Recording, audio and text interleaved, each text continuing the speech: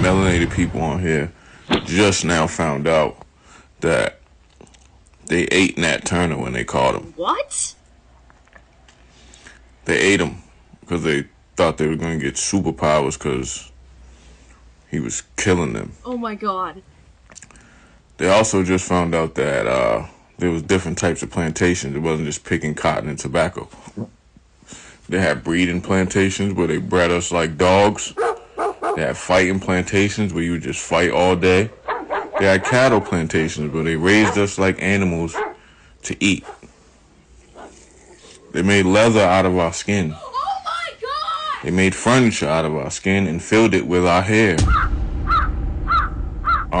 Wait till you find out that George Washington, they told you George Washington had wooden teeth, but that's a lie. His teeth were made out of lead, mercury, and slave teeth, and horse teeth.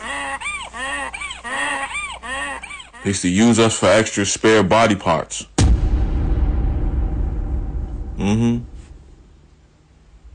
That slavery that they taught you in school is not really what happened, people.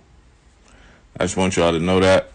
Is teaching white Americans how white slave owners raped, beat, humiliated, mutilated, murdered, and cannibalized their slaves. Accurate history is teaching that George Washington's false teeth were made out of his slaves' teeth. Accurate history is teaching that Abraham Lincoln may have said some words and signed some shit, but he did not physically do anything to free the slaves. The white abolitionists also often get almost total credit for freeing the slaves. I bet you've never even asked yourself what the slaves were doing to free themselves, and the answer to that is most of the fucking work, including giving the ultimatum of war. But then we get a bunch of white people mad that their kids might feel guilty if we teach real history. It's not about your white child's feelings. Teaching accurate history isn't about white people's feelings, but that does sound like something that someone who's only ever been taught a white glorifying version of history would counter with. Let her cook. Ask why we ever felt like we needed to curate